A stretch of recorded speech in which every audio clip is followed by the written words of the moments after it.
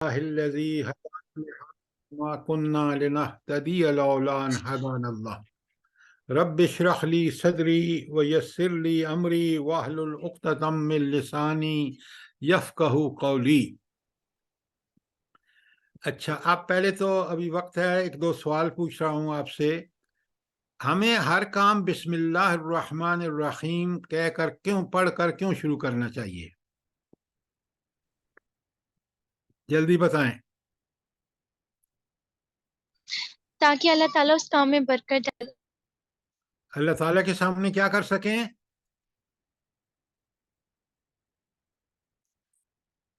پھر بولیں. تاکہ اس کام میں برکت ہو. برکت کس وجہ سے ہوگی؟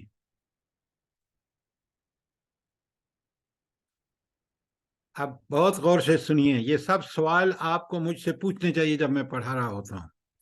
بسم اللہ الرحمن الرحیم جب پڑھ کے کوئی کام شروع کرتے ہیں تو ہم اللہ کے اس نام سے شروع کرتے ہیں جو رحمان بے حد رحم کرنے والا اور رحیم، اور اس کی حد سے زیادہ رحمت کنٹینیوس بھی ہے. لہذا اب ہمیں پتہ چلا کہ اللہ رب العالمین کوئی کام جو ہم شروع کرنا چاہیں ہمیشہ نیک کام کریں، اچھے کام کریں. برے کام کو بسم اللہ سے شروع نہیں کیا جا سکتا. اللہ کی رحمت برے کام میں نہیں ملتی. تو اس لیے ہم پڑھتے ہیں کہ ہم اس رحمان اور رحیم سے اس کی رحمت کا واسطہ دے کے اس سے اجازت، اس کا ریکویسٹ کرتے ہیں کہ پروردگار آپ کی رحمت سے ہم یہ کام ٹھیک ٹھاک مکمل کر لیں. یہ ہے اس کا مطلب. ٹھیک ہو گیا؟ کوئی سوال؟ اچھا، اب دوسری آیت تھی الحمدللہ رب العالمین. الحمد کے کیا معنی ہیں؟ جلدی بتائیں. الحمد کے کیا معنی ہیں؟ تمام تعریفیں، تمام شکر اللہ کے لیے ہیں. Very good. تعریفیں کیوں اللہ کے لیے ہیں؟ سب کچھ اس نے دیا، سب کچھ اس کا ہے. نہیں بیٹا، الحمد اس لیے تعریف کہ وہ ساری خوبیاں اس کے اندر ہیں. Every attribute belongs to him. وہ خوبیوں کا، ایٹریبیوٹس کا وہ سورس ہے، اس لیے اس کی تعریف کرتے ہیں. تعریف اس کی ہوتی ہے جس میں ساری خوبیاں ہوں، کوئی خرابی، کوئی عیب، کوئی نقص نہ ہو. اس لیے الحمد کہتے ہیں. دوسری بات، اسی کے معنی شکر کے ہیں. تو شکر اس لیے کہ اس شکر ہوتا ہے کسی کی نعمتوں کا. تو اللہ تعالیٰ نے ساری نعمتیں ہمیں، اپنی جسم، زبان، کان، ناک، سب کچھ، اور جو یہ تو انٹرنل ہیں، ایکسٹرنل نعمتیں بھی ساری، ہوا، پانی، کھانا وغیرہ، یہ اللہ نے دیا، اس لیے اس کا شکر ہے. رب کے کتنے معنی ہیں؟ جلدی بتائیں. یہ کیا بات ہوئی؟ آپ ایک دن پڑھ کے آتے ہیں، میں پڑھا چکتا ہوں، پھر اگلے دن سوال کرتا ہوں تو آپ جواب ہی نہیں دیتے. رب کے 5 معنی ہیں. کون کون سے؟ یہ آپ لکھتے نہیں ہیں نا، آپ یا ہینڈ آؤٹ آپ دیکھتے نہیں ہیں، یہ واٹس ایپ. پرورش کرنے والا، اصلاح کا ذمہ دار، دیکھ بھال کرنے والا، مرکزی حیثیت کا مالک، سرداری یا اطاعت گزاری کرنے والا، مالک و راکا. شاباش، اقتدار، صاحب اقتدار، ایسا سردار. اچھا، اس کا کیا مطلب ہے جو آپ نے ابھی بتایا ہے کہ وہ مرکزی حیثیت رکھتا ہے؟ کیا مطلب ہے؟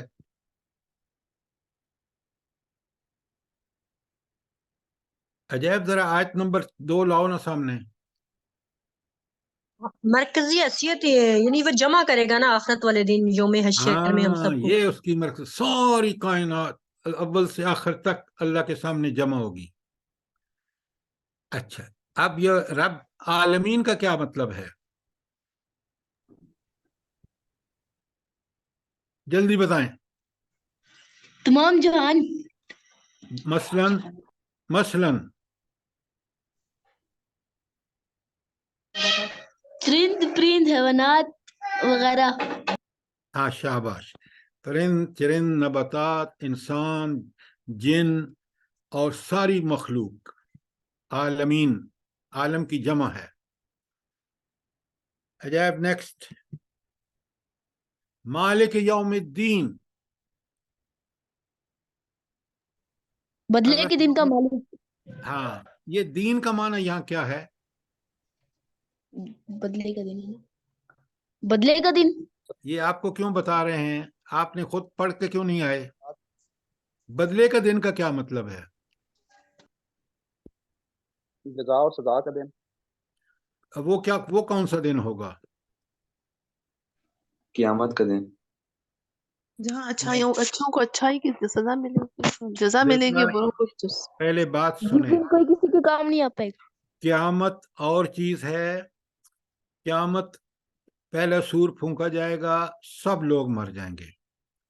दूसरा सूर फूंका जाएगा, सारे लोग जिंदा होके मैदान हशर में जमा हो जाएंगे। मैदान हशर जहाँ इकट्ठा करेगा अल्लाह ताला। उसके वक्त बाद जब इकट्ठे हो जाएंगे, जब हिसाब किताब शुरू होगा, तो नामा आमाल देख के अल्लाह ताला फैसला करेंगे। जो हमने दुनिया में कार्रवाइयाँ की हैं ना, जो काम किए हैं, अच्छे या बुरे, बुरे हैं तो उसकी सजा मिलेगी, अच्छे हैं तो अल्लाह ताला उसका अजर देगा जन्नत की शक्ल में। ऐसे बागात जिनके नीचे से नहरें बह रही हैं, बेहतरीन अनथिंकेबल अल्लाह ताला की नेमतें होंगी जो आपके वहम गुमान में भी नहीं आ सकती। तो बदले का दिन क़यामत नहीं है, बदले का दिन है जब हिसाब किताब होगा। उसके बाद अल्लाह ताला जो सजा और जजा देंगे उसको कहते हैं बदले का दिन। अच्छा, इसका क्या मतलब है कि मालिक यौमिद्दीन, कि उस दिन का मालिक है सजा? क्या मतलब है इसका?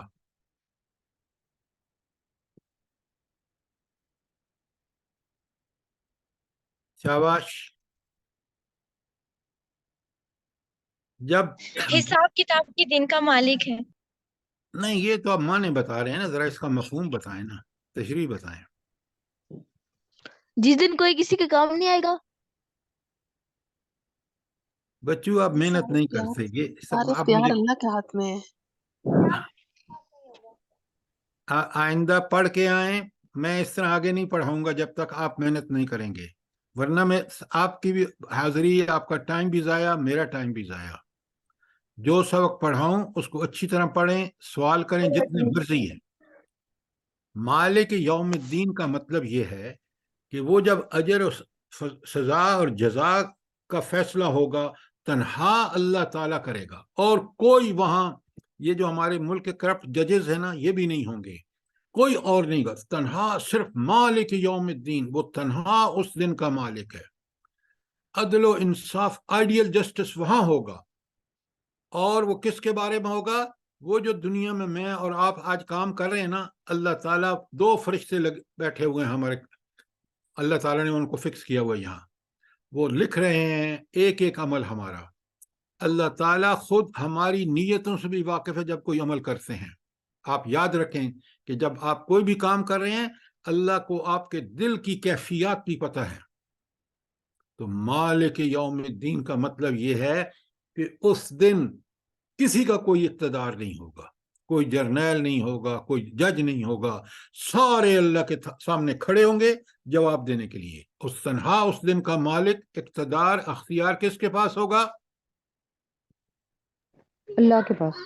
अल्लाह ताला के पास। अल्लाह मत कहा करें, अल्लाह ताला के पास, ऐसा नाम अदब से लेते हैं। कोई सवाल जल्दी करे।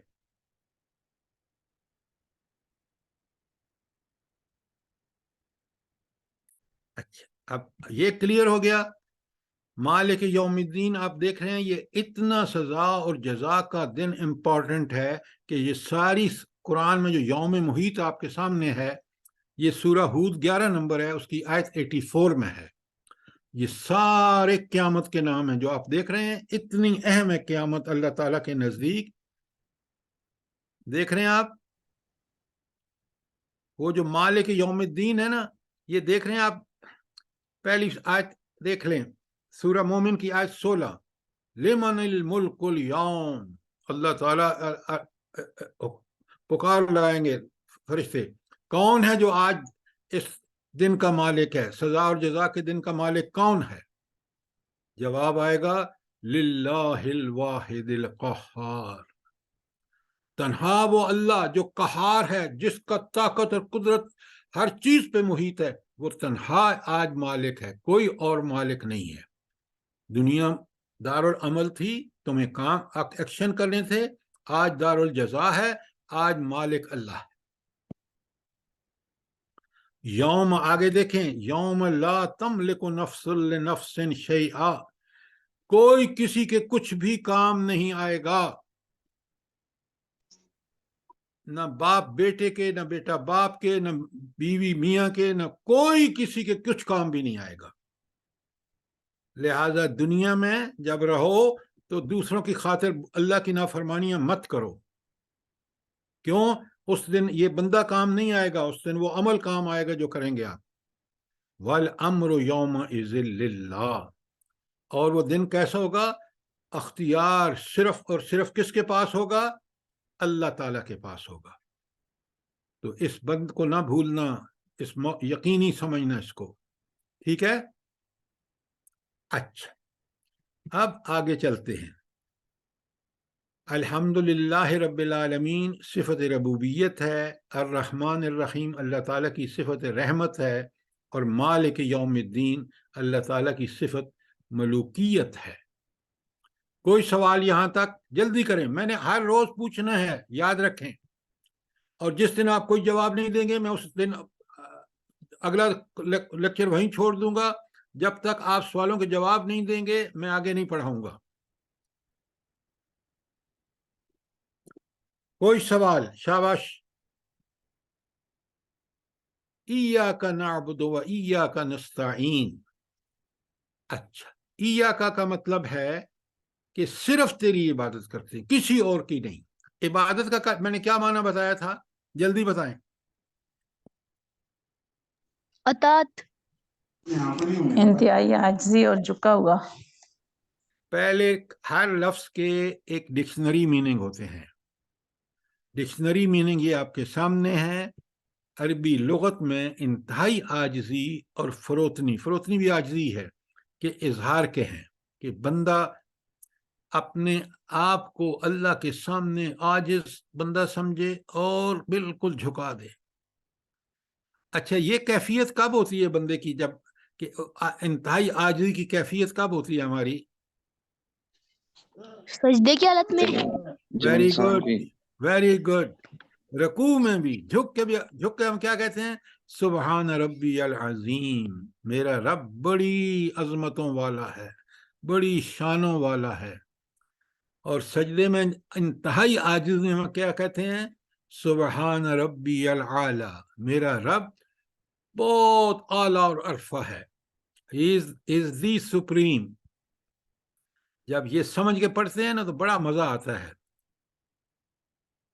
یہ تو عبادت کے 3 معنی ہیں: پرست پوجا، اطاعت اور غلامی. غلامی کیسی غلامی؟ اللہ کے لیے بندہ کیسا غلام ہے؟ جلدی بتائیں.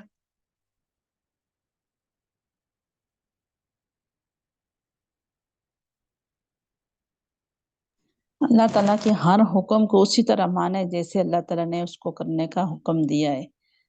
جس طرح اس وقت عربی معاشرے میں جب قرآن نازل ہوا تو حاکم، وہ جو غلام تھے وہ خریدے جاتے تھے، اور غلام سر اس پہ ٹوٹلی سرنڈر کا بھی آ جائے گا نا؟ بالکل آ جائے گا. ٹوٹلی سرنڈر تو ہر مسلمان کو اللہ کے سامنے کرنا، اسی کا نام اسلام ہے، کہ اللہ تعالیٰ کے سامنے کمپلیٹ سرنڈر جو ہے وہ اسی کا نام اسلام ہے.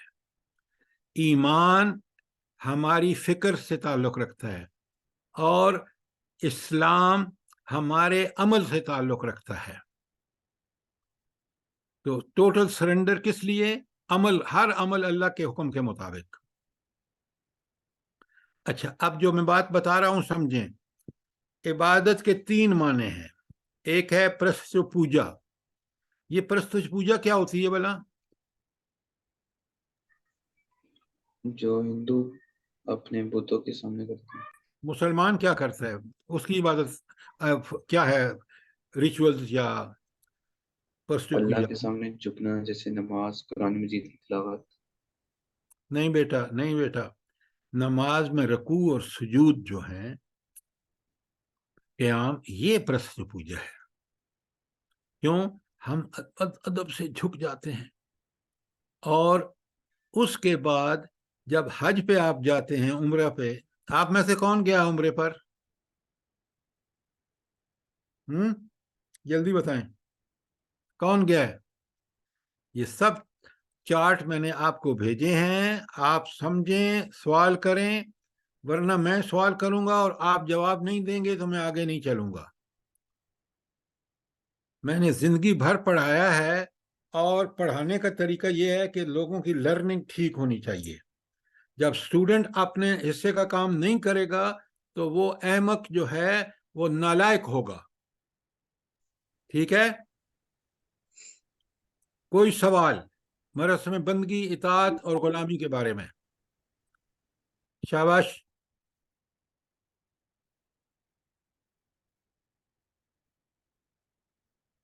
کوئی سوال نہیں ہے؟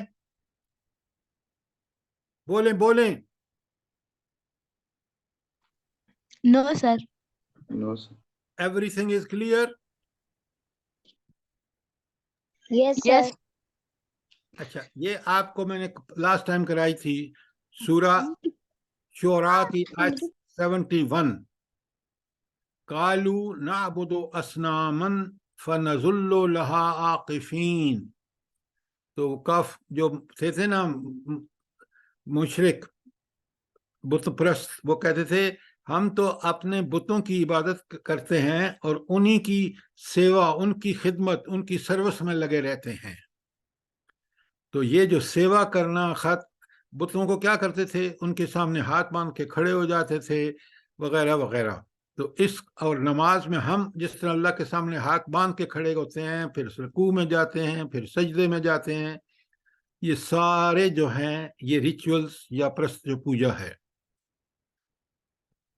اچھا، عبادت کے معنی غلامی قرآن میں کس آیت سے؟ سورہ مومنون کی آیت 47. فقالو. اب یہ بات میں نے کل لاسٹ ٹائم بتائی تھی آپ کو کہ یہ کون کہہ رہا ہے؟ یہ بنی اسرائیل جو تھے. بنی اسرائیل کس کی اولاد ہے بلا؟ یعقوب. دیکھو بیٹا، آپ کے پیرنٹس کا فرض ہے کہ وہ آپ کو یہ باتیں سمجھائیں. اگر آپ صرف اس لیکچر کو سننا چاہتے ہیں اور پڑھنا اور سمجھنا نہیں چاہتے تو پھر اس لیکچر کا کوئی فائدہ نہیں ہے.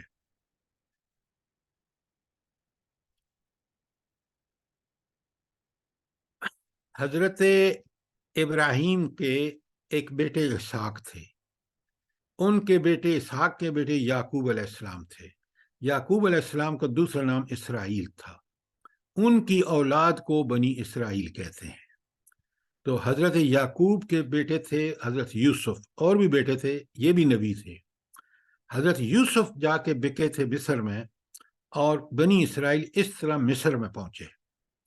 لیکن وقت گزرنے کے ساتھ ساتھ لوکل جو تھے، یہ تو فلسطین سے گئے تھے نا، تو جو لوکل مصری تھے انہوں نے ان کو غلام بنا لیا. وقت گزرنے کے ساتھ ایسا غلام بنایا کہ وہ ہر فقالو. اب حضرت موسیٰ آئے، بات کو سمجھیں ورنہ سوال کریں. اگر سوال نہیں کرنے آپ نے اور میں نے بولتے جانا ہے اور آپ نے سمجھنا نہیں ہے تو پھر اس لیکچر کو ختم کر دیں گے. اب کیا ہوتا ہے کہ جب انہوں نے غلام بنا لیا، اللہ تعالیٰ نے ایک موقع فراہم کیا کہ اب وہ انتہائی غلامی میں، پستی میں چلے گئے، غلام بن گئے. گھروں میں کام ان کے کرتے تھے، بالکل جس طرح ان کو خوش کرنے کے لیے ہر کام ان کو کرنا پڑتا تھا. اللہ تعالیٰ نے فیصلہ فرمایا، فیصلے اللہ کے ہوتے ہیں، کہ ان کو آزاد کرایا جائے. تو اللہ تعالیٰ نے اپنے نبی موسیٰ علیہ السلام کو بھیجا. اب جب موسیٰ علیہ السلام نے دعوت دی، کس کو؟ بنی اسرائیل کو. فرعون اس زمانے میں حکومت کرتا تھا، اور وہ اتنا سرکش اور باغی تھا اللہ کا کہ وہ کہتا تھا میں خود انا ربکم الاعلی، کہ میں تمہارا سب سے بڑا رب ہوں. اب یہ دعویٰ تو کافر کٹر کافر بھی نہیں کر سکتا. نہ مانے ٹھیک ہے، لیکن یہ کہ میں رب ہوں، یہ بہت بڑی سازش ہے. اچھا، جب حضرت موسیٰ آئے اور انہوں نے فرعون کو دعوت دی، یہ ہے وہ جملہ جو سورہ مومنون کی 47 آپ کے سامنے ہے. فقالو، تو وہ کہنے لگے، کون کہنے لگے؟ فرعون اور اس کے ساتھی. کیا کہنے لگے؟ انؤمن لبشرین، کیا ہم ان دو آدمیوں پر ایمان لے آئیں؟ دو کا مطلب کون سا ہے؟ حضرت موسیٰ کے ساتھ کون ہے؟ حضرت ہارون. یہ آپ کو لقمہ دے رہے ہیں تو آپ بول رہے ہیں بچو، میں سن رہا ہوں. اچھا، بالکل آپ نے ٹھیک کہا. حضرت موسیٰ کے ساتھ ان کے بھائی حضرت ہارون بھی نبی تھے، تو یہ دونوں موجود تھے وہاں جب دعوت دے رہے تھے. اور ان دونوں سے ان فرعون کے لوگوں نے کہا انؤمن لبشرین، کیا ہم ان دو انسانوں کے لیے پر ایمان لے آئیں؟ انسان بھی کون ہے؟ مثلنا، ہم جیسے انسان. اور وَقَوْمُهُمَا لَنَا عَابِدُونَ، اور ان کی قوم تو ہماری عبادت کرتی ہے. کیا مطلب ہے؟ کیا مطلب ہے عبادت کرتی ہے؟ مطلب ان کو مانتی ہے، غلامی کرتی ہے، نوکر ہیں ہمارے گھروں میں. ہم ان دو ہارون اور موسیٰ پر ایمان لائیں جبکہ ان کی قوم لنا عابدون، ہمارے عبادت گزار ہیں اور ہماری غلامی کرتے ہیں. یہاں عبادت کا معنی غلامی ہے.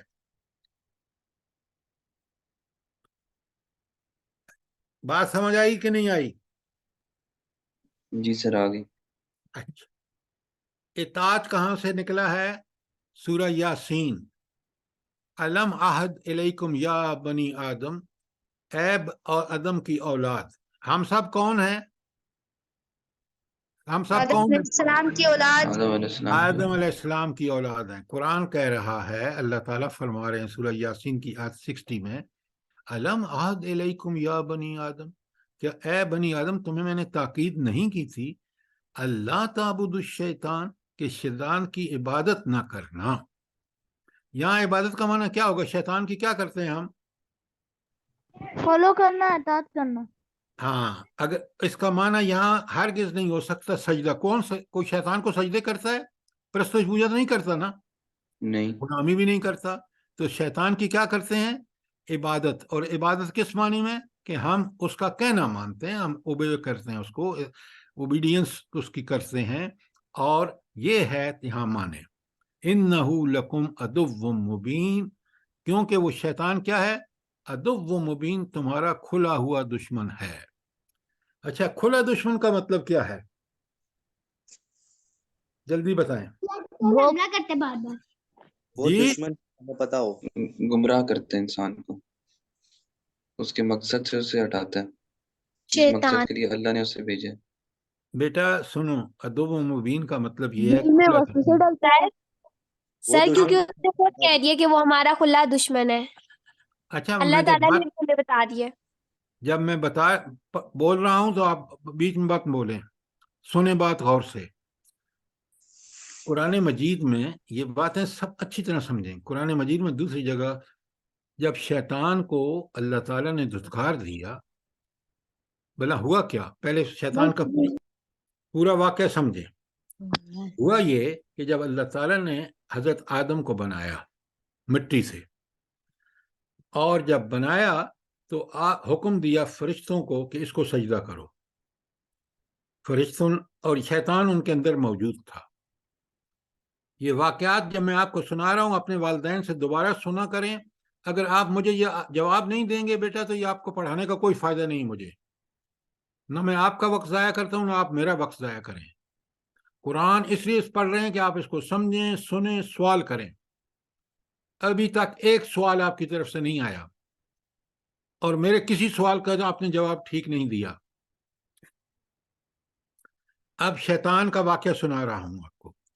حضرت آدم کو جب پیدا فرمایا اللہ تعالیٰ نے تو فرشتوں سے کہا کہ اس کو سجدہ کرو.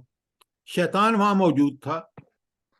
فرشتوں بڑا نیک اور بڑا ذہین ہے، یہ بات اچھی طرح یاد رکھیں.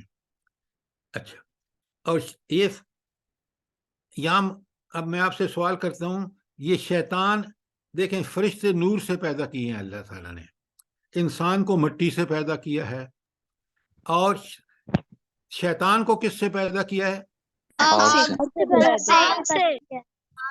آگ سے کیوں پیدا کیا ہے؟ کیونکہ وہ جن ہے. ہاں، سارے جن آگ سے پیدا ہوئے ہیں. اب یہ ہیں چیزیں آپ کو سمجھنے کی. جن، شیطان جنوں میں سے ہے، اور جن آگ سے پیدا ہوئے ہیں. فرشتے نور سے پیدا ہوئے ہیں، اور انسان مٹی سے پیدا ہوا ہے. اب بات سمجھ آ گئی؟ جی سر. اچھا، اب سنیں، آگے سنیں. اب جب شیطان نے کہنا نہیں مانا اللہ تعالیٰ کا، اس نے اللہ تعالیٰ کی نافرمانی کی، he disobeyed اللہ سبحانہ و تعالیٰ، تو اس پر اللہ تعالیٰ نے اس کو کہا جا دفع ہو جا، اور اس کو دھتکار دیا. ظاہر ہے جس کو اللہ تعالیٰ دھتکار دے اور اللہ سے کہا جا دفع ہو جا، اس کی کوئی پناہ نہیں ہو سکتی.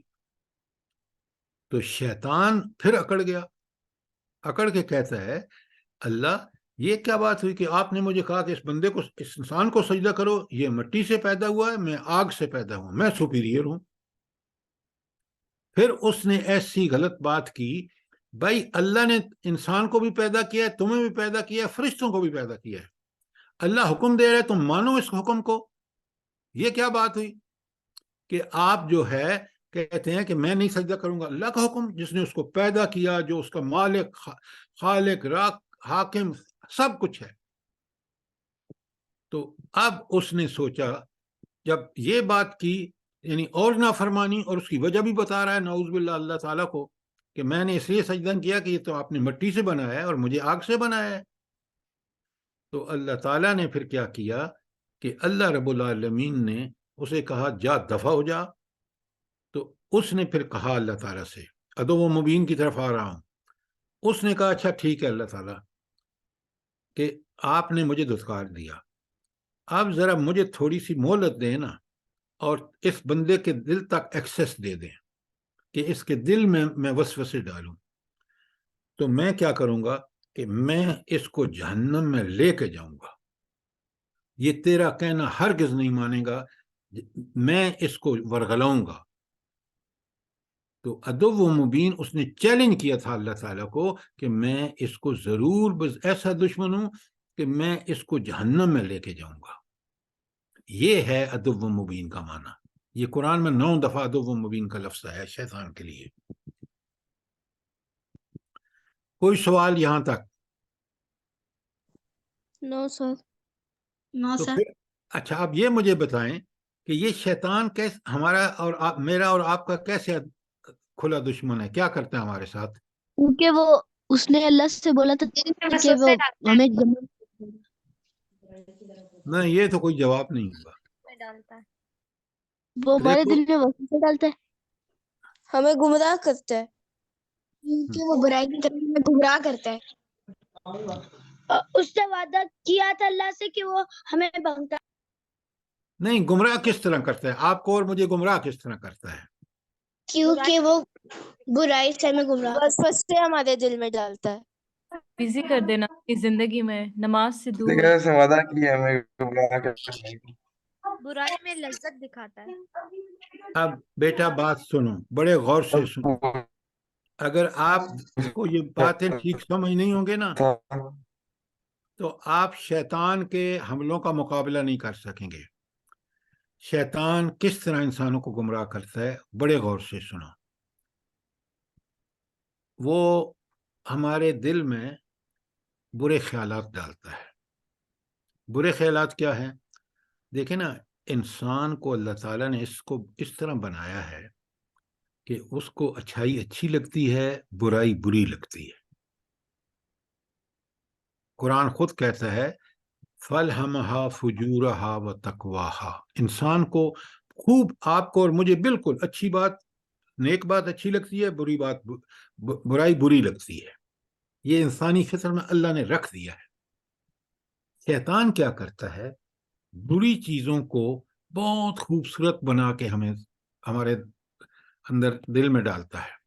मसलन ये जो लड़कियां हाफ स्लीव पहने हुई हैं और वो उनसे कहता है तुम बड़ी बहादुर हो, इसलिए कि देखें ये औरत जो पूरे सतर में है ये बेवकूफ है, अपने आप को कपड़े में लपेटा हुआ है, और तुम तो बड़ी जबरदस्त और लड़की हो, इतनी बहादुर लड़की हो कि तुम अपनी मर्जी पे चल रही हो। अब ये है वो बुराई जो उसने उस लड़की के दिल में डाली और उसने फाशी और उरियानी का इर्तिकाब किया।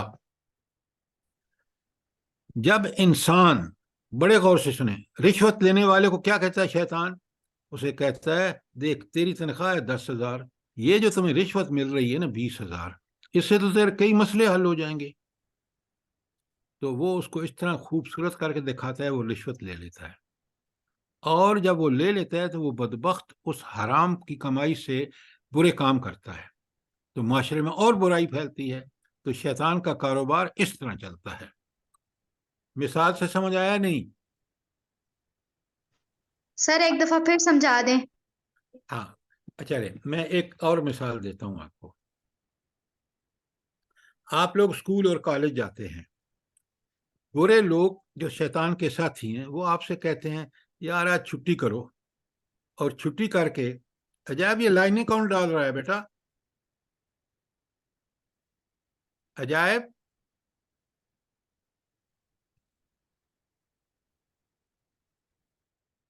अच्छा, तो वो लड़के से कहता है देखो क्लास में बैठोगे टीचर की तरफ टेंशन होनी है, चुप करके बैठना पड़ेगा, बाहर घूमते हैं फिरते हैं मजे करते हैं। तो ये वो चीज जो है, इससे इंसान जो है उसको खूब शैतान उसके दिलों में उसको खूबसूरत बना के बताता है। जब वो उसको बताता है तो ये लड़का क्या करता है, ये क्लास छोड़ देता है और शैतान के खूबसूरत जाल में फंस जाता है, और नतीजा ये होता है कि ये लड़का कुछ दिनों के बाद पढ़ाई से फारिग हो जाता है। तो उस खुले दुश्मन ने इसको बुरा काम खूबसूरत करके भी दिखाया, और यूं इसने अपने आप को भी बर्बाद किया, माशरे को भी बर्बाद किया, कि एक लायक आदमी नालायक बन गया। फिर आहिस्ता आहिस्ता जब आप अच्छे काम नहीं करते, शैतान के पीछे चलते हैं, तो फिर शैतान का साथी बन जाता है बंदा। अब बात समझ आ गई है? जी सर आ गई है। जी अच्छा, जी सर आ गई है। अगला सवाल, आ गई है। अगला सवाल, शैतान से बचने का क्या तरीका है कि हम उसके चक्कर में ना आए और उसको की बुराई को फौरन नोट कर लें? तो कब कौन इंसान इस शैतान के हमलों से बचेगा? सर जो अल्लाह का गुलाम बन जाए, जो अल्लाह की इबादत करे। वेरी गुड बेटा। जो अल्लाह का बंदा बन जाएगा, वो हर आन उसको फिक्र लगी होगी कि मैंने अल्लाह का बंदा बनना है, उसका गुलाम करना है, उसकी इबादत करनी है, उसकी परस्ती पूजा करनी है, मैंने शैतान के नहीं सुनना। अल्लाह ताला फिर उसको शैतान के हमलों से बचा लेता है। खुद कुरान कहता है कि शैतान का, अल्लाह ताला फरमाता है मेरे बंदों पर कोई जोर नहीं। ठीक हो गया? तो हम अल्लाह के बंदे बने तो फिर शैतान का नाकाम होगा, और हम अल्लाह के नेक काम करने की वजह से हम बेहतरीन माशरे के बंदे बनेंगे, मुफीद होंगे घर वालों के लिए, स्कूल के लिए, मुल्क के लिए। और अगर हम शैतान के चक्कर में पड़ गए, जैसे आज हमारी अक्सरियत शैतान के चक्कर में आ गई है, तो वो आप देख रहे हैं मुल्क का क्या हाल है, घरों का क्या हाल है। अब बात समझ आ गई कि नहीं? आ गई सर।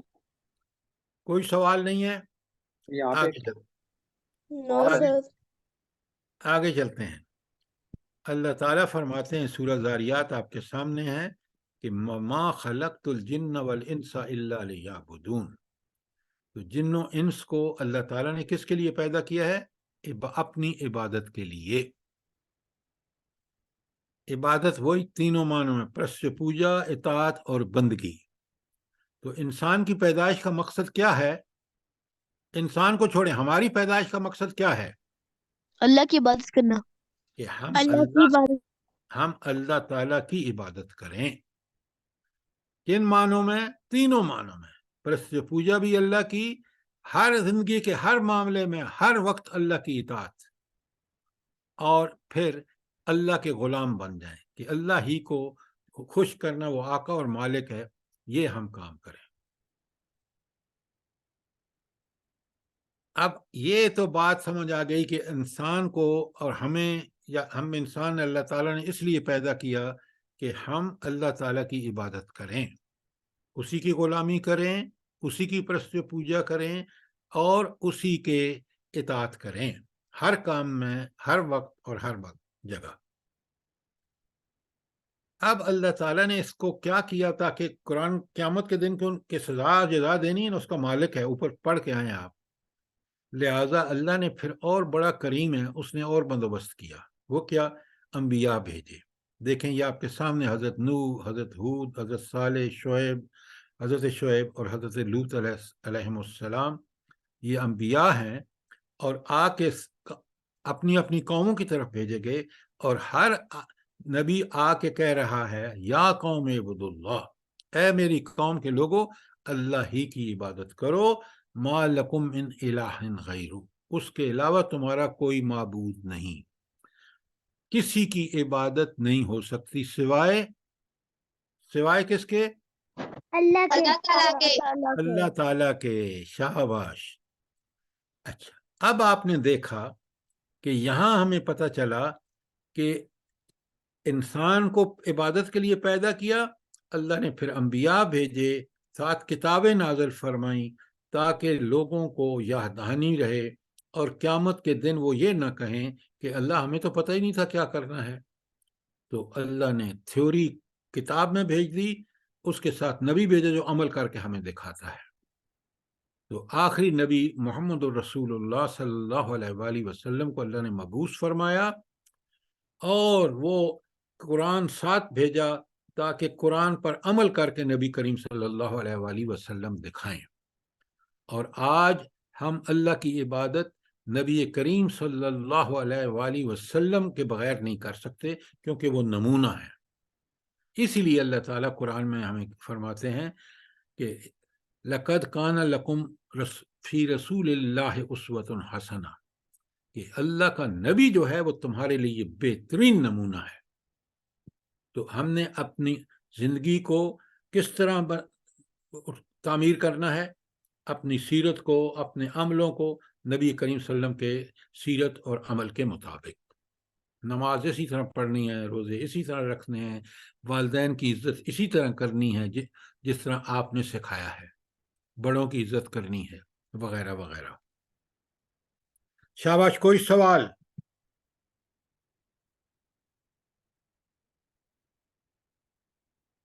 یہ جو اب ہم پڑھ رہے ہیں نا اہدنا الصراط المستقیم، یہ دراصل دعا ہے کہ اے اللہ ہمیں سیدھا راستہ دکھا۔ جی اب بڑے غور سے سنیے، میں مثال دے رہا ہوں۔ پہلا، ہدایت کا ایک درجہ کیا ہے؟ سیدھا راستہ بتا دینا۔ کیا مطلب ہے؟ آپ کو کسی کو بتانا ہے کہ بھائی پنڈی کیسے، صدر کیسے پہنچوں اسلام آباد سے، تو آپ اسے کہتے ہیں اس ویگن پہ بیٹھو، یہ ویگن پہلے سیدھی گزرے گی 0 پوائنٹ سے، پھر آگے جا کے یہ رائٹ کو مڑے گی مری روڈ پر فیض آباد سے، پھر یہ مری روڈ پہ چلتی چلی جائے گی اور بالآخر صدر میں پہنچے گی۔ تو آپ نے اس کو پورے لینڈ مارکس کے ساتھ سمجھا دیا کہ یہ ہے راستہ، یہ ہے راستہ، بتا دینا، صرف آپ نے بتایا اس کو۔ دوسرا ہے راستہ دکھا دینا۔ وہ کیا ہے؟ کہ آپ اس کو پوری طرح کھول کے بتا رہے ہیں کہ یہ ویگن، یہ آپ اس پہ وہاں سے بیٹھیں گے اور پھر یہ چلتی چلی جائے گی، اور جیسے آپ اس کو دکھا رہے ہیں کہ فلاں جگہ پہنچے گی، وہ اس کی یہ نشانی ہے، فلاں جگہ پہنچے گی یہ نشانی ہے، آگے تو حتیٰ کہ صدر پہنچ گئے۔ یہ ہو گیا راستہ بتانا۔ اور ہاں، سیدھا راستہ دکھا دینا، یہ تو ہو گیا۔ اور چوتھا، انگلی پکڑ کر سیدھے راستے پر چلانا۔ کیا مطلب ہے؟ آپ نے کہا اس بندے کو میں بھی جا رہا ہوں صدر بیٹھو میرے ساتھ گاڑی میں جا رہا ہوں میری گاڑی میں ساتھ بیٹھو، آپ سیدھے لے جا کے اس کو ڈراپ کر دیا. یہ ہے سیدھے راستے، انگلی پکڑ کر سیدھے راستے پر چلانا. اب بات سمجھ آ گئی؟ سر سیکنڈ اور تھرڈ والے کی سمجھ آئی. سیکنڈ تو بیٹا یہ ہے نا، دیکھیں راستہ دکھا دینا، صرف آپ نے اس کو سارا بتا دیا اور سمجھا دیا اچھی طرح جیسے دکھا دیا ہو اس کو، یہ ہے سیدھا راستہ دکھانا. اب یہ اتنی بات سمجھ آ گئی آپ کو؟ جی سر. اچھا، اب اس کی مثال ایسے دی جا ہے سکتی جیسے گوگل میپ راستہ دکھایا جائے. بیٹا گوگل میپ پہ دکھا دیں. Very good example, excellent. تیسری بات کہ انگلی پکڑ کر آپ نے اس کو کہا آ جاؤ میری گاڑی میں میرے ساتھ بیٹھو، میں تمہیں سیدھا لے جا کے وہاں ڈراپ کر دیتا ہوں. یہ ہے انگلی پکڑ کر سیدھے راستے پر چلانا، کہ آپ نے اس کو گاڑی میں ساتھ بٹھایا اور آپ نے جا کے پہنچا دیا اس کو اپنی جگہ پر. ٹھیک ہو گیا؟ جی سر سمجھ آ گئی. اچھا، اب میں اسلام دین کے بارے میں بتاتا ہوں. قرآن بھلا کیا کرتا ہے کہ ان میں سے کون سا درجہ قرآن بتاتا ہے؟ انگلی پکڑ نہیں، پہلا اور دوسرا. یہ قرآن پڑھ کے سمجھ کے، جیسے گوگل میپ سے آپ کو پتہ چل جاتا ہے، اسی طرح جب پڑھتے ہیں سمجھ کے تو ہمیں پتہ چل جاتا ہے کہ یہ کام کریں گے تو جنت پہنچ جائیں گے، اور یہ برائیاں چھوڑ دیں گے، یہ نیکیاں کریں گے. تو یہ تو ہے قرآن ہمیں بتاتا ہے. لیکن اس راستے پر ہمیں ساتھ لے کے جنت تک جو پہنچاتا ہے وہ کون ہے؟ جلدی بتائیں. نبی کریم صلی اللہ علیہ وآلہ وسلم. ان کی زندگی کے مطابق اپنی زندگی کو کر لو، گویا آپ ان کے ساتھ جا رہے ہیں اور سیدھے راستے پہ وہ آپ کو جنت پہنچا دیں گے. اب سمجھ آ گئی بات؟ نہیں آئی؟ آگے سر سمجھ. اسی لیے بیٹا اللہ تعالیٰ نے نبی کریم صلی اللہ علیہ وسلم کو قرآن دے کر بھیجا کہ سیدھا راستہ یہ ہے، قرآن بتائے گا اور آپ اس پہ چل کے لوگوں کو سیدھے راستے پر چلائیں گے. ٹھیک ہو گیا؟ جی سر. آپ ذرا بڑے غور سے، اہدنا الصراط المستقیم، یہ صراط مستقیم یا سیدھا راستہ یا بالکل اسٹریٹ پاتھ کیا ہے آپ نے اچھی طرح سمجھنا ہے. اگلی دفعہ میں نے سوال کرنے ہیں. تو انسان جب جو دعا مانگ رہا ہے کہ اے اللہ مجھے سیدھا راستہ دکھا، تو یہ سیدھا راستہ کیا ہے؟ پھر پہلے سمجھ آنی چاہیے نا، کیونکہ ہم اللہ سے کہہ رہے ہیں ہمیں چلا، تو پھر وہ سیدھا راستہ کہاں ہے؟ اب یہ بنی اسرائیل کی آیت 9 آپ کے سامنے ہے. ان ھذا القرآن، یہ بے شک یہ قرآن ہے، یہدی للتی ہی اقوم، جو سیدھے راستے کی طرف رہنمائی کرتا ہے. اچھا، اب پہلے سیدھے راستے کو سمجھتے ہیں. بلا ایک سیدھا خط مستقیم کیا ہوتا ہے؟ Straight line. جلدی بتائیں. آپ اسکولوں میں پڑھتے ہیں نا، اسٹریٹ لائن کیا ہوتی ہے؟ سیدھی لائن. یہ تو نہیں، مجھے صحیح سے سمجھائیں. سیدھی آپ نے ترجمہ کر دیا ہے. بغیر کسی کرف کے، بغیر کسی، نہیں بیٹا، ایک نہیں. پوائنٹ سے سٹارٹ ہو کے دوسرے پوائنٹ پہ ختم ہوتی ہے نا سیدھا راستہ. سر؟ ایک پوائنٹ سے سٹارٹ ہوتی ہے، دوسرے پوائنٹ پہ ختم ہوتی ہے. بچوں اب مجھے پتہ چل گیا کہ آپ کو اسکول اسٹریٹ لائن کی ڈیفینیشن میں بتاتا ہوں آپ کو. 2 پوائنٹ ہونا، تو جو شارٹیسٹ لائن ہوگی ان کو ملانے کے لیے کئی راستے ہو سکتے ہیں، کرو بھی ہو سکتا ہے. اسٹریٹ لائن وہ ہے جو بالکل منیمم ڈسٹینس ہو، اس سے جوائن کرے، وہ اسٹریٹ لائن ہے. تو ایک تو اسٹریٹ لائن کا پتہ چل گیا وہ شارٹیسٹ ڈسٹینس ہے. ایسا ہی ہے؟ جی سر. اچھا، دوسرا جب وہ اسٹریٹ پاتھ ہے تو آپ سیدھے اس لائن پہ چلے جائیں گے تو آپ ایک نقطے سے دوسرے نقطے تک پہنچ جائیں گے. ایسا ہی ہے. یس سر. تو اسٹریٹ لائن جو ہے یا صراط مستقیم وہ ہے جو دنیا سے ہمیں سیدھا کہاں لے جائے؟ کہاں لے جائے؟ جنت. جنت میں. جنت میں. اور وہ سیدھا اور آسان راستہ ہے. نیک عمل کرو فٹافٹ اور برے اعمال کو چھوڑ دو. یہ قرآن کا سیدھا راستہ ہے. قرآن نے صاف بتا دیا ہے یہ نیک کام ہے یہ برے کام ہے. آپ قرآن کو پڑھیں اور سمجھیں تو آپ کو پتہ چلے گا کہ قرآن نے کوئی صفحہ خالی نہیں ہے جہاں کمپیریزن کر کے نہ بتایا ہو یہ جنت کا راستہ ہے یہ جہنم کا راستہ ہے. برائیاں جہنم کا راستہ ہے نیکیاں جنت کا راستہ ہے. نیکیاں آسان ہیں. اچھا نیکی کرنا انسان کے لیے کیوں آسان ہے؟ جلدی بتائیں. ہمارے نیچر میں.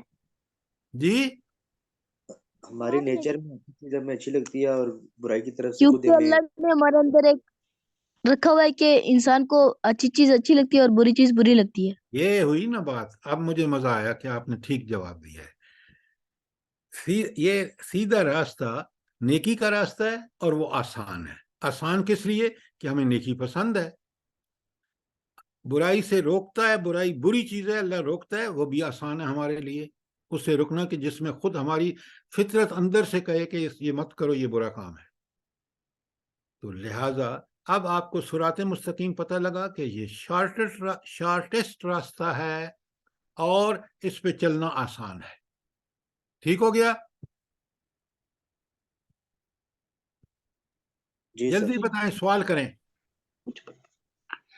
سر جی ہمیں جنت میں جا کے کیا ملے گا؟ ہوئے ہوئے اب آپ کو بتاتا ہوں. جنت میں وہ کچھ ملے گا جو آپ کے تصور میں بھی نہیں ہے. خود قرآن کہتا ہے کہ بندہ سوچ ہی نہیں سکتا کہ کتنی نعمتیں ہیں وہاں. ایک باغات ہوں رہائش گاہیں ہوں اس کے اندر دودھ کی نہریں شہد کی نہریں. آپ کو دودھ خالص ملتا ہے یہاں؟ ملتا ہے؟ جلدی بتائیں. نہیں سر. ہاں نہریں ہوں گی. اللہ فرماتے ہیں کہ وہ نہروں کا دودھ خراب بھی نہیں ہوگا جیسے یہاں خراب ہوتا تھا نا. تو جنت کو مومن ساری زندگی دنیا میں جنت کے حصول کے لیے کوشش کرے. اگر نہیں کرتا تو جائے گا جہنم میں اور جہنم اس کے مقابلے میں بہت بری جگہ ہے.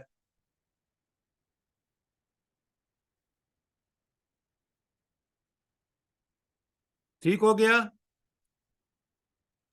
جی سر. اچھا اب ہمیں پتہ چلا کہ صراط مستقیم وہ راستہ ہے جو سب سے شارٹ ہوتا ہے. ہم روز لائنیں آپ کھینچتے ہیں 2 پوائنٹ کے درمیان.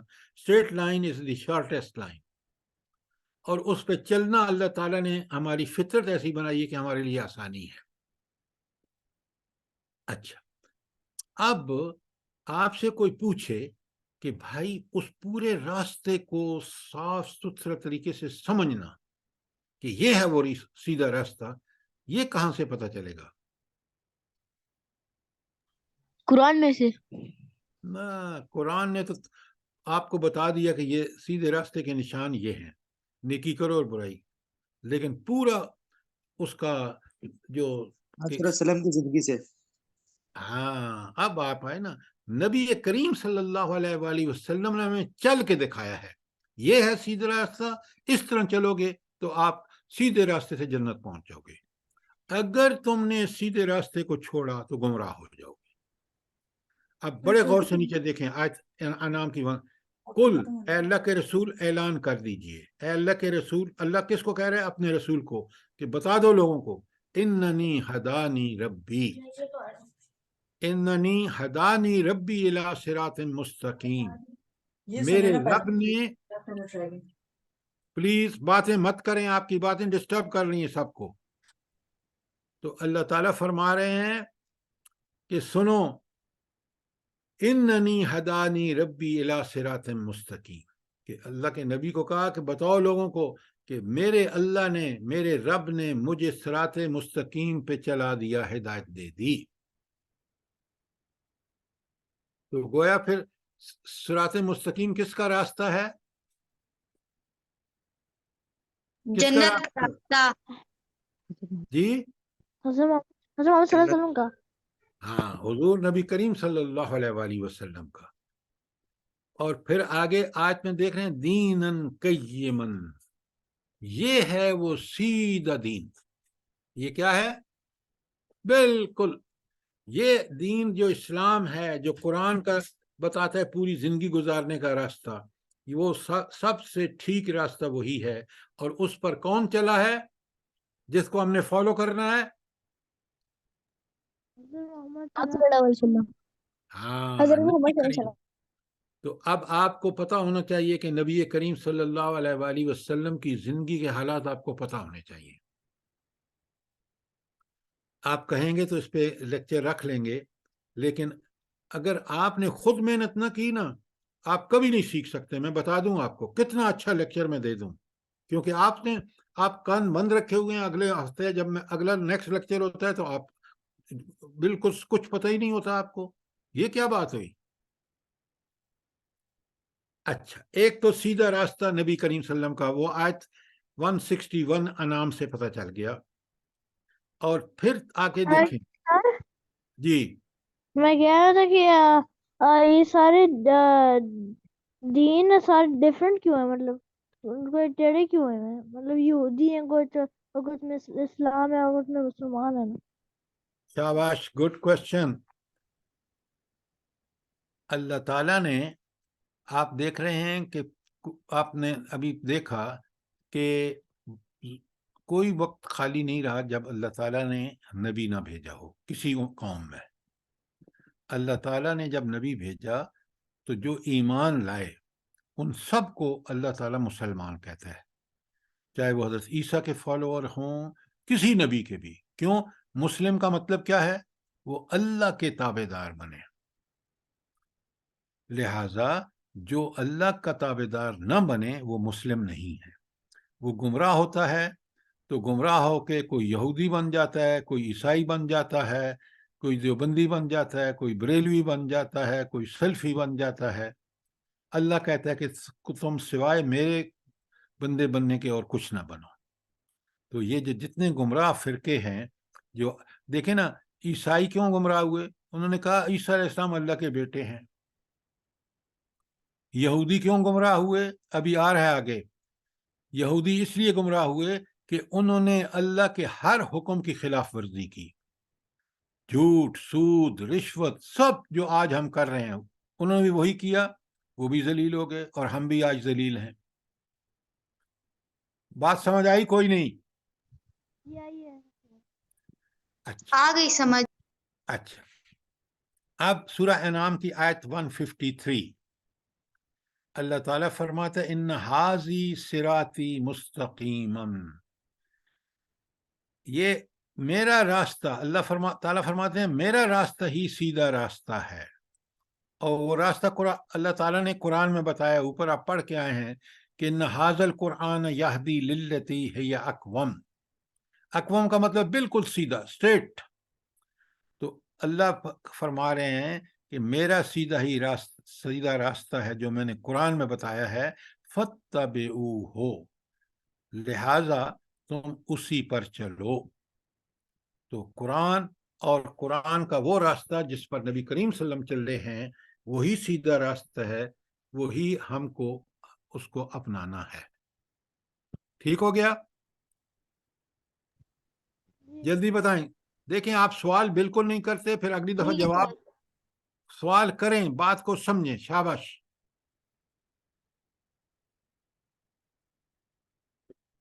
اب اگلی بات آپ نے سمجھنی ہے۔ اللہ تعالیٰ فرماتے ہیں سورہ آل عمران کی آیت 19 آپ کے سامنے ہے، ان الدین عند اللہ الاسلام، اللہ کے ہاں دین اسلام ہے۔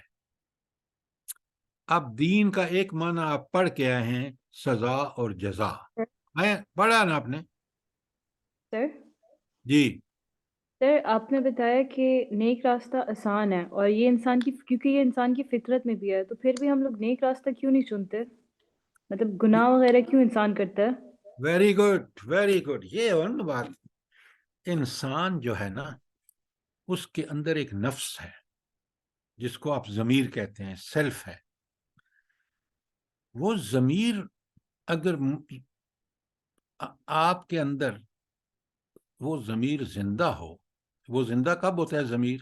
جب آپ وہ جو اللہ تعالیٰ نے آپ کی پیدائش کے وقت آپ کے اندر نیکی اور بدی کی پہچان رکھی ہے، اگر نیک ماحول، نیک والدین کے ہاں آپ پیدا ہوں تو وہ برقرار رہتی ہے. کیوں؟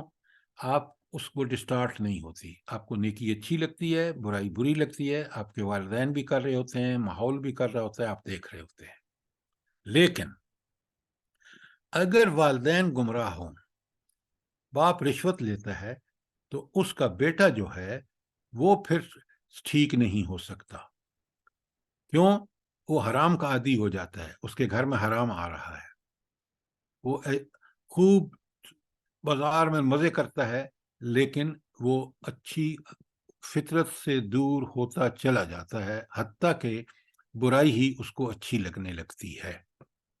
سر یہ آپ نے کہا والدین گمراہ ہوتے ہیں، اس کا مطلب نہیں سمجھ آیا. ہاں اچھا شاباش، میں ابھی سمجھاتا ہوں آپ کو بیٹا. نعوذ باللہ، میں ایک مثال دے رہا ہوں آپ کو. میں نماز نہیں پڑھتا تو میرا بیٹا نماز پڑھے گا؟ بتائیں مجھے. نو سر. تو یہ ہے، یہی تو بات ہے کہ والدین اگر بگڑے ہوئے ہوں، دیکھیں والدین حلال کما کے نہیں لا رہے، آپ بچوں کو حلال کھلا نہیں رہے، وہ حرام کما کے لا رہے ہیں، حرام بچوں کو کھلا رہے ہیں، تو یہ بچے بگڑیں گے نہیں بگڑیں گے؟ بتائیں مجھے. بگڑیں گے. لیکن ضروری تو نہیں ہے نا، کبھی ایسا ہوتا ہے کہ پیرنٹس اچھے ہوتے ہیں اور بچے گمراہ ہوتے ہیں. وہ بچے باہر کا ماحول، اسکول کا ماحول، ان کے دوست برے، ایسا نہیں ہے کہ اللہ ٹپ بندہ برا بن جاتا ہے. برا بناتا ہے اس کو گھر، اس کا ماحول، اس کا اسکول. ہم بچوں کو بھیجیں انگلش میڈیم میں، وہ نہ اللہ سے ان کا کوئی تعارف، نہ کوئی ان کو پڑھا انہوں کہ نبی کریم صلی اللہ علیہ وسلم کے بارے میں، وہ خاک جانیں گے. آج یہی تو ہمارا مسئلہ ہے. بات سمجھ آ رہی ہے نہیں آ رہی؟ جی سر. کوئی سوال؟ جی سر آ رہی ہے. اچھا جی سر ایک سوال تھا جی میرا. حکم بیٹا. سر ابھی آپ نے بات کی والدین کے حوالے سے نا، تو حضرت ابراہیم علیہ السلام جو ہیں وہ ایک اللہ تعالیٰ نے ان کو ہدایت کا راستہ دکھایا اور وہ اللہ کے پیارے لوگوں میں سے تھے، لیکن ان کے جو باپ تھے، ان کے والد جو تھے، وہ ایک بت پرست بت بنانے والے تھے. تو اس میں کبھی کبھی ہم اس کیس کو ریورس بھی دیکھ لیتے ہیں. نہیں، آپ کی رائے؟ ایک منٹ بیٹا. اللہ تعالیٰ کے فیصلے ہوتے ہیں. حضرت ابراہیم کو اللہ نے نبی بنانا تھا، وہ نبی بنے، اور وہ اس فطرت پہ نبی، جب بھی کسی نبی کو دیکھ لیں اس کی زندگی نبوت سے پہلے بھی مثالی ہوتی ہے. تو لہذا حضرت ابراہیم علیہ السلام کے باپ بت پرست تھے، لیکن یہ توحید پرست تھے، اس لیے کہ یہ آگے چل کے نبی بننا تھا، اور نبی کو اللہ تعالیٰ پیدا ہی اس فطرت پہ پیدا کرتا ہے اور اس فطرت کو مضبوط کر دیتا ہے. اب سمجھ آئی بات آپ کو؟ جی سر. تو یہ ایکسیپشنز ہیں، ایکسیپشنز کہ بعض انبیاء جو ہیں، دیکھیں نا، حضور نبی کریم صلی اللہ علیہ وآلہ وسلم بت پرست گھرانے میں پیدا ہوئے، دادا چچے سارے بت پرست تھے. لیکن یہ نبی کا معاملہ مختلف ہوتا ہے، جیسے میں نے آپ کو بتایا ہے کہ اللہ تعالیٰ اس کو صحیح فطرت پہ پیدا کر کے پھر اس کی فطرت نبوت سے پہلے بھی برقرار رہتی ہے، اور جب نبوت آتی ہے تو پھر سونے پر سہاگا ہو جاتا ہے کہ اللہ تعالیٰ کا پیغام اس کو جب ملتا ہے تو وہ ایسی ہستی بن جاتی ہے کہ وہ خود نہیں بلکہ وہ دوسروں کے لیے بھی رہنمائی کا وہ بنتا ہے ذریعہ. بات سمجھ آئی نہیں آئی؟ جی سر. جی سر اچھا، تو اب مہربانی کر کے اسی طرح جس طرح میں آپ کو سمجھا رہا ہوں، جب میں سوال کروں کل تو جواب آپ نے اسی طرح دینے ہیں. اچھا، ذرا ان آیتوں کو بڑے غور سے سمجھیں بیٹا. کل بڑے ہو کے آپ نے قرآن سے ہی رہنمائی لینی ہے، اور آج آپ کو اچھا ہے کہ آپ اس کورس میں اب دیکھیں یاسین کی 3 اور 4. اِنَّكَ لَمِنَ الْمُرْسَلِينَ، اللہ تعالیٰ فرما رہے ہیں ان کا مطلب ہے بے شک آپ، یعنی آپ سے مراد نبی کریم لمن المرسلین، آپ رسولوں میں سے ہیں. یہ کون کہہ رہا ہے؟ کیوں کون کہہ رہا ہے؟ اللہ تعالیٰ. ہاں، اللہ تعالیٰ کہہ رہا ہے. کیوں؟ یہ نہیں کر رہا. اس لیے کہ کافر کہتے تھے نہیں نہیں آپ رسول نہیں ہیں، آپ ایسے جھوٹ موٹی باتیں کر رہے ہیں. اب اللہ تعالیٰ خود کہہ رہا ہے انک لمن المرسلین، بے شک اے نبی صلی اللہ علیہ وسلم آپ رسولوں میں سے ہیں. آگے کیا کہا؟ علی صراط مستقیم، آپ سیدھے راستے پر ہیں. تو سیدھا راستہ کس کا راستہ ہے؟ حضرت محمد صلی اللہ علیہ وسلم کا. ہاں، کیونکہ رسول ہیں آپ کا تو آپ جس دعا مانگ رہے ہیں آپ اوپر سورہ فاتحہ میں اہدنا الصراط المستقیم، تو سیدھا راستہ کس کا راستہ ہے؟ رسولوں کا. محمد الرسول اللہ صلی اللہ علیہ وآلہ وسلم کا راستہ سیدھا راستہ ہے. تو ہم اسی راستے پہ چلیں جس راستے پہ کون چلا ہے؟ حضرت محمد صلی اللہ علیہ وسلم. ہاں، نبی صلی اللہ علیہ وسلم. اگر ہم اس راستے پہ نہیں چل رہے، کہیں اور ادھر بھٹک رہے ہیں تو گمراہ ہیں، دنیا میں بھی ناکام ہوں گے. جیسے آج دیکھ رہے ہیں پاکستان میں آپ باہر نہیں گئے، میں دنیا بھر میں پھرا ہوں سوائے چائنا اور اس میں یا اپنا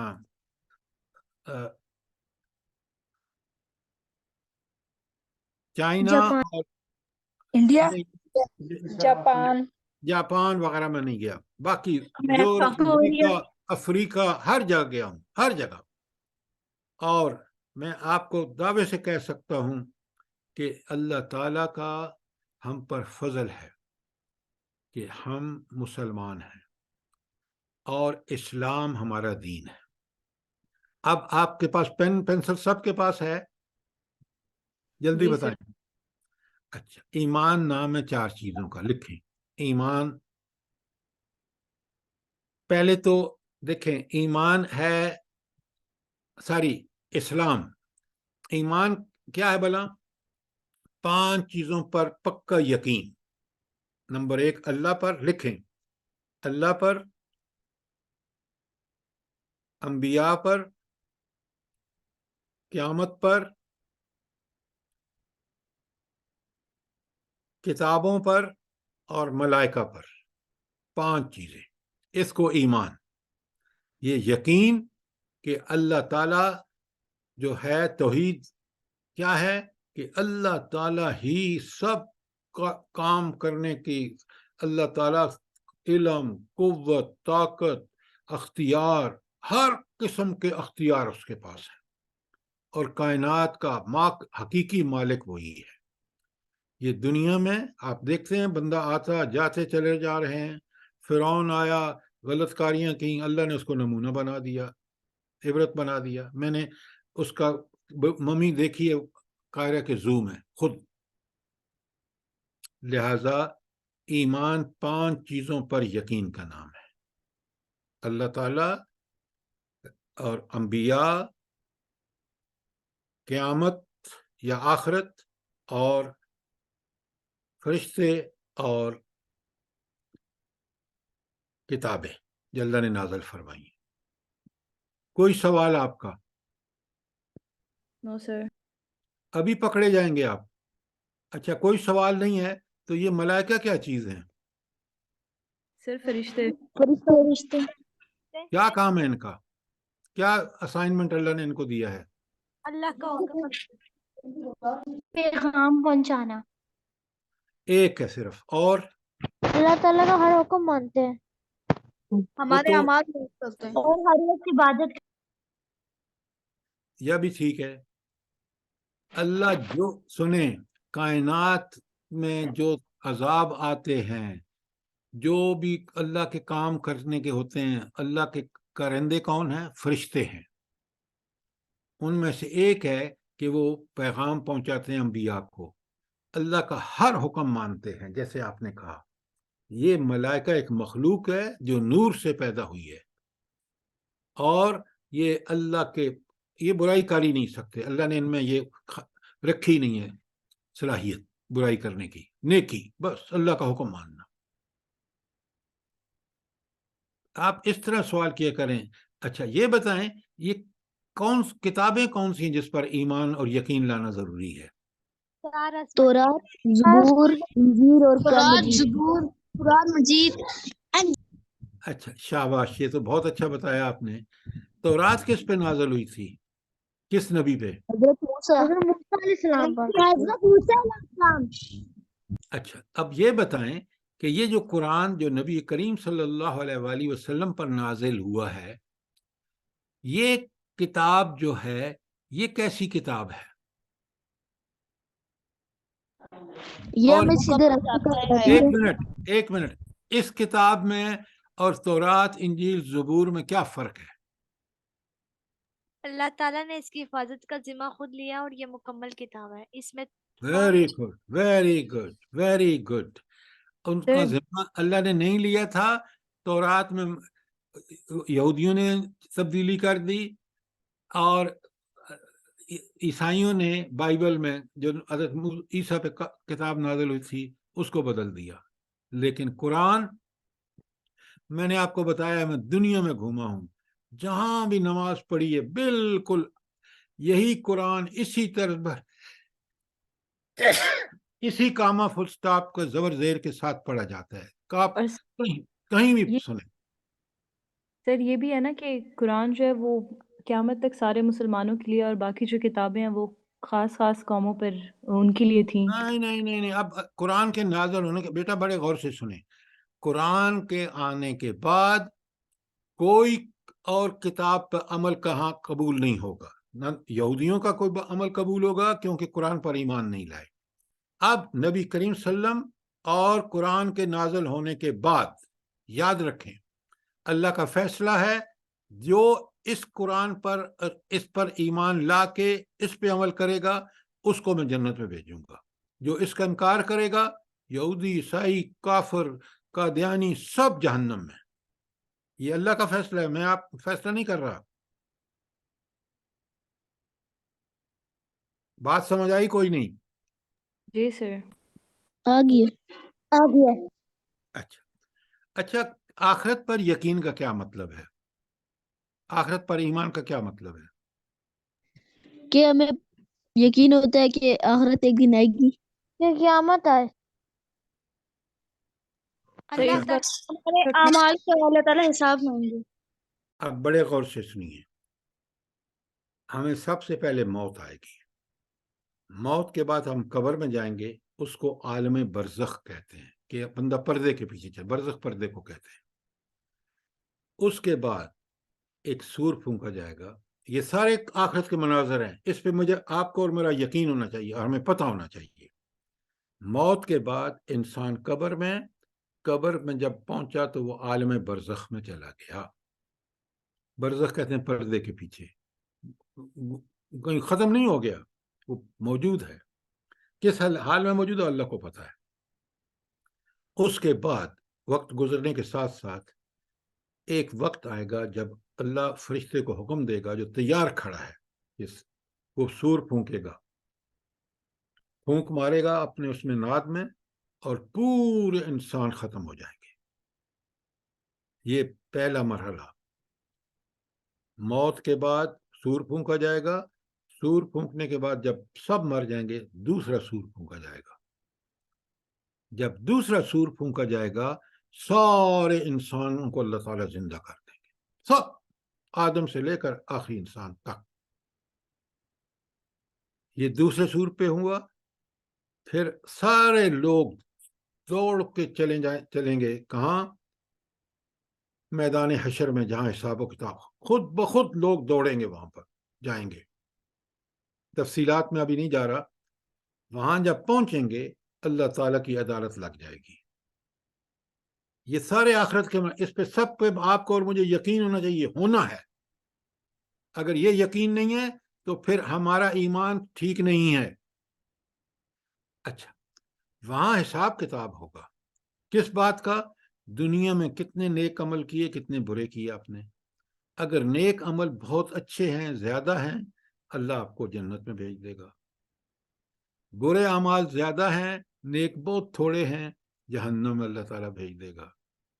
اس پہ ہمارا یقین ہونا چاہیے کہ یہ سارے مراحل جو میں نے آپ کے سامنے بیان کیے ہیں، یہ ان سے ہم نے گزرنا ہے، یہ برحق ہیں، یہ ہو کے رہے گا. یہ ہے آخرت پر ایمان. اب بات سمجھ آئی؟ کوئی نہیں آئی؟ آگے سر. ہاں، سوال کریں. شاباش.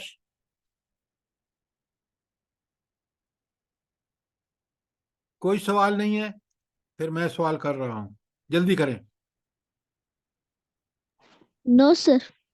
اچھا، اب میرے سوال کا جواب دیجیے. یہ آخرت پر ایمان یا یقین کیوں ضروری ہے؟ آپ نے سوال نہیں کیونکہ اس کیا. کے بعد ہم صحیح مسلم نہیں ہو سکتے، اس کے بعد کیونکہ ساری ہمارے ایمان کا تقاضا ہے. بچوں یہ سارے جواب آپ کے پارشلی ٹھیک ہیں. اگر یہ یقین نہ ہو بندے کو کہ میں نے ان سارے مراحل سے گزر کے اللہ کی عدالت میں پہنچنا ہے، وہاں میں نے حساب دینا ہے، کوئی رشوت، کوئی رشتہ داری، کوئی نبی کا بیٹا بھی نہیں بچ سکے گا اگر اس کے پاس اعمال اور ایمان اور عمل کا خزانہ نہیں ہے. تو یہ چیز اس لیے ضروری ہے کہ یہ چیز مجھے باز رکھتی ہے دنیا میں، کہ میں دنیا میں نیک بنوں اور برائے کاموں سے بچ رہا ہوں. یہ اس عقیدے کا سب سے بڑا فائدہ ہے کہ ہر عمل کرتے وقت آپ کو اور مجھے خیال ہو کہ یہ تو اللہ کی عدالت میں پیش ہوگا. جب مجھے یہ یقین ہے تو میں پھر دنیا میں برائی نہیں کروں گا. آج مسلمان اس لیے دنیا میں برائی کر رہے ہیں کہ انہیں آخرت کا یقین نہیں ہے. اب بات سمجھ آئیے؟ کوئی نہیں؟ یہ ایمان بڑی قیمتی چیز ہے. آگے. اچھا، نبی کریم انبیاء پہ یا اب ہمارے لیے سب انبیاء پہ کیوں ایمان ضروری ہے کہ ہم سب کو برحق مانیں؟ کیوں؟ کیونکہ اللہ نے ہمیں بھیجا. نہیں، یہ تو کوئی بات نہیں ہوئی. ایمان مکمل.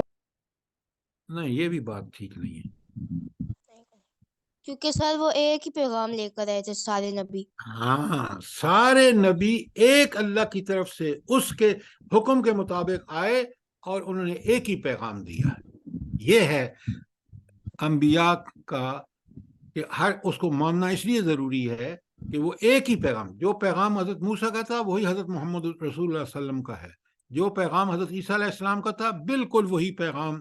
اس میں کچھ تھوڑی پلس مائنس ہوا ہے، پلس ہوا ہے. تو وہ سارے کا سارا اس لیے ہر نبی ایک ہی پیغام لے کے ہے توحید کا، اور ہر نبی کو ماننا ہمارے لیے لازم ہے. اگر میں کسی ایک نبی کو نہیں مانوں گا تو میں مسلمان نہیں ہوں. یاد رکھیے. اب بات سمجھ آئی؟ کوئی نہیں؟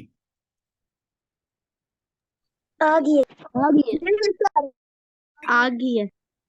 تو اللہ کے نبی پر ایمان کا مطلب یہ ہے کہ اس کو برحق مان کر اور اس کا پوری طرح اس کی اطاعت کی جائے.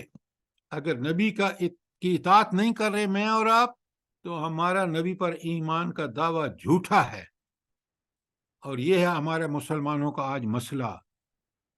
قیامت پر کا یقین نہیں ہے، برے عمل کرتے ہیں، نبی کریم صلی اللہ علیہ وسلم کے طریقے پر نہیں چلتے، غلط کام کرتے ہیں. تو آپ نے دیکھا ایمان کتنا ضروری ہے. شاباش، سوال کریں، سوال کریں. اچھا، اب میں نے بتایا آپ کو کہ نبی پر ایمان کا اس وقت آپ کا ایمان ٹھیک ہو جب آپ نبی کے حکم کو مان کے چلیں گے، زندگی اس طرح گزاریں جس طرح نبی کریم صلی اللہ علیہ وسلم نے گزاری ہے.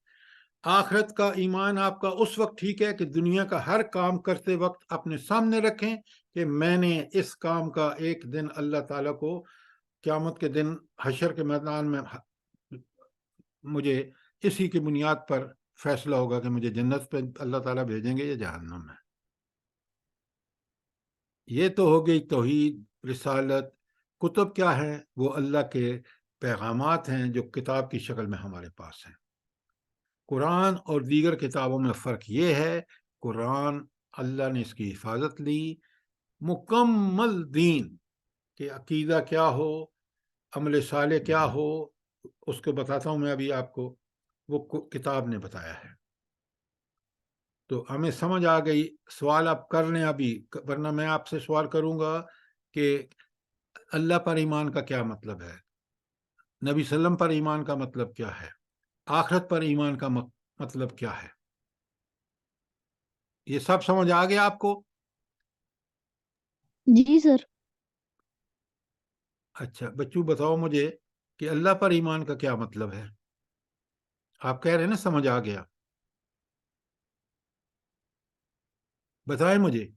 سر اللہ پہ ایمان کا مطلب یہ ہے کہ اللہ تعالیٰ کی ساری باتیں ماننا، جو اللہ تعالیٰ نے ہمیں قرآن بھیجا اور اس پہ مطلب فل اپنی زندگی پہ امپلیمنٹ کر دینا. بیٹا یہ بات آپ کی ٹھیک ہے، میں آپ کو بتاتا ہوں، ذرا غور سے سنیں. اللہ پر ایمان کا یہ مطلب ہے کہ میں یقین سے جانوں کہ اللہ میرا خالق ہے، اس نے مجھے پیدا کیا ہے. اللہ میرا مالک اور آقا ہے. اللہ میرا ایسا مالک اور آقا ہے کہ میں نے اس کا ہر حکم ہر وقت اور ہر جگہ ماننا ہے، اور اس کے احکامات قرآن میں ہیں، عملاً وہ تھیوری قرآن میں ہے، اور اس کا عمل نبی کریم صلی اللہ علیہ وسلم نے کر کے دکھایا ہے. یہ ہے اللہ پر ایمان. سر یہ بھی کہہ سکتے ہیں نا کہ اللہ تعالیٰ ہمیں دیکھ رہے ہیں، ہمارے ہر عمل کو دیکھ رہے ہیں، ہماری زندگی جو مطلب ہم کام کر رہے ہیں وہ سب. بیٹا یہ اللہ تعالیٰ کی ایک صفت ہے، اور جب آپ کو اور مجھے یہ یقین ہوگا کہ ہر کام اللہ دیکھ رہا ہے تو پھر ہم بڑی ذمہ داری سے ٹھیک کریں گے. آپ کبھی سگنل توڑا ہے جب آپ کھڑا ہو آگے سارجنٹ تو توڑتے ہیں آپ؟ نو سر. کیوں نہیں توڑتے؟ کہ وہ کھڑا ہے دیکھ رہا ہے. تو اللہ تعالیٰ، یہ تو ایک مثال آپ کو سمجھانے تھی، اللہ تو ہمارے دلوں کے راز سے بھی واقف ہے، وہ خوب جانتا ہے. اس لیے بڑے ہوش سے زندگی گزارنی چاہیے. بات سمجھ آ گئی؟ جی سر. یہ کون لائنیں ڈال رہا ہے اس پہ؟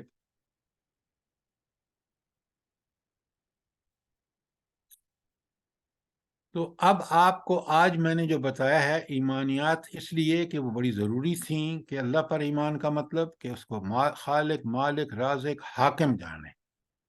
رسول اللہ صلی اللہ علیہ وسلم پر ایمان کا مطلب یہ ہے کہ ہم اس پر ایسا یقین رکھیں کہ اس کی ہر بات حق اور وہ نمونہ ہے ہمارے لیے عمل کا. قیامت کے وہ سارے سٹیجز جو میں نے آپ کو بتائے ہیں، قبر سے لے کر پہلا سور، پھر دوسرا سور، پھر انسان سب پہنچیں گے میدان حشر میں، وہاں حساب کتاب ہوگا. یہ سارے مراحل کا یقین، اگر یہ مجھے اللہ پر یقین، آخرت پر یقین اور رسول اللہ صلی اللہ علیہ وسلم کی نبوت پر یقین ہے، تو پھر میں کوئی برائی نہیں کر سکتا. کیوں؟ یہ سب ایمان میرا بالکل پکا سچا ہوگا تو میں اس کے مطابق عمل کروں گا، اور میں نہ اللہ کی نافرمانی کروں گا، نہ رسول صلی اللہ علیہ وسلم کے طریقے کو چھوڑوں گا، نہ آخرت کے ڈر سے کوئی برائی کروں گا، اور نیکی ضرور کروں گا. بات سمجھ آئی کہ نہیں آئی؟ جی سر.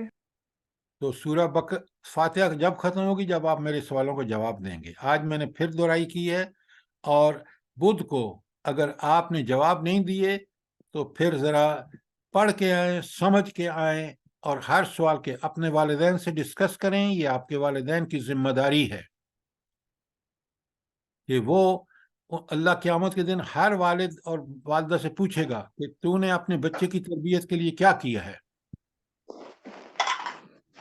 اس کو جواب دینا ہوگا.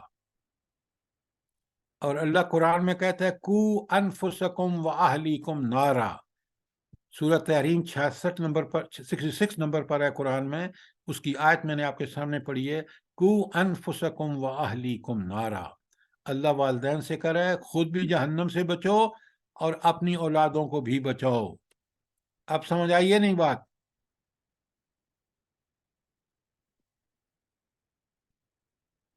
तो आपसे और आपके वालिदैन से मेरी गुजारिश है कि आप पढ़ें, समझें, सवालों के जवाब दें, ताकि मुझे पढ़ाने में भी मज़ा आए।